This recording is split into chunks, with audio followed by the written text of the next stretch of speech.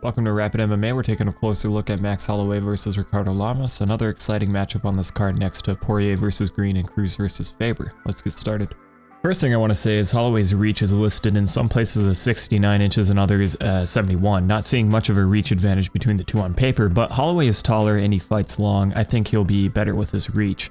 Holloway is a young fighter, but he has quite a bit of experience and mostly in the UFC. It notes him as an orthodox fighter, but since his fight with Cole Miller, he's been switching stances. Ricardo has also had a similar career with most of his experience under the Zuffa banner.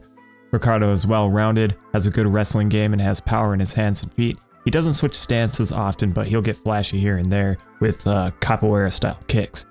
Ricardo has great wrestling, black belt in Brazilian Jiu-Jitsu. He's more of a grappler than a striker, but his striking isn't bad and it's still progressing.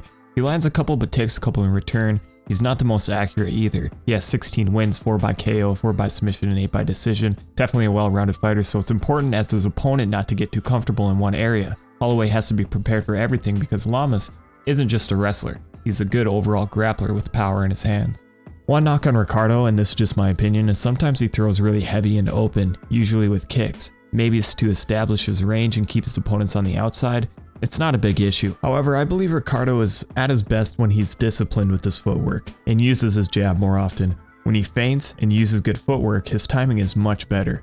But he often gets picked apart or ends up tying up on the fence. If Ricardo can get this to the ground, I think we'd see a clear difference in skill level. We could even see a repeat of Lamas against Cub Swanson, especially since Max Holloway's style has similarities to his. I think if Ricardo wins, it's with good footwork and feints, disciplined striking, and shooting for takedowns, but not against the fence. Pulling this to the ground and grappling with Holloway, I think weighs in his favor the most. I've been really impressed with Max Holloway recently, and there are fights where you can point to progression in his style. Sometimes fighters progress gradually from fight to fight, but Holloway's fight against Cole Miller and then Cub Swanson are clear indicators of striking evolution. He has a high output of strikes and 68% striking defense. His takedown defense is good too, especially when his back is against the fence. I see it being very difficult for Lamas to get this to the ground if he tries it against the fence. This is Max Holloway against Cole Miller, and as we can see here, Max has dominant foot positioning from the southpaw stance. His stance is a little too wide here, but he really stepped in to close that distance, and he actually ends up coming up short on this left hand. But what I'm pointing out is why Max is switching to southpaw in the first place. Cole likely wasn't expecting Max to switch stances since he hasn't in the past, and since Max was switching back and forth, it can be a difficult task to worry about the multitude of attacks coming. So with some setup, Max was able to achieve this dominant foot positioning.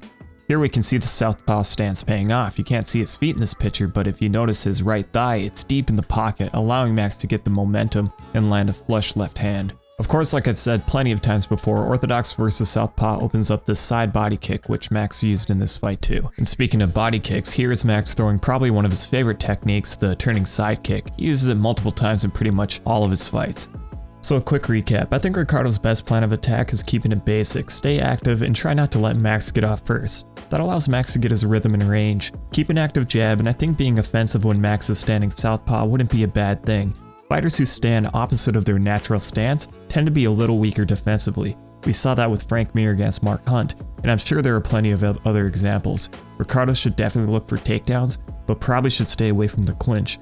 Max likes to knee, and he's a taller fighter. Ricardo has faced plenty of southpaws. For Max, it's about kickboxing range and not overextending on punches that will leave him vulnerable to takedowns. I'm pretty confident in Max's takedown defense, so I think he'll find success in the clinch with knees.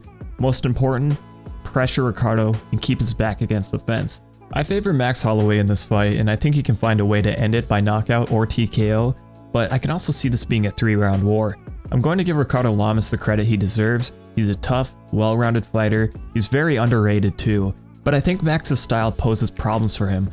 I didn't like how he looked against Cub Swanson in the early ongoing, and Max is more disciplined than that, and he's also a little bigger.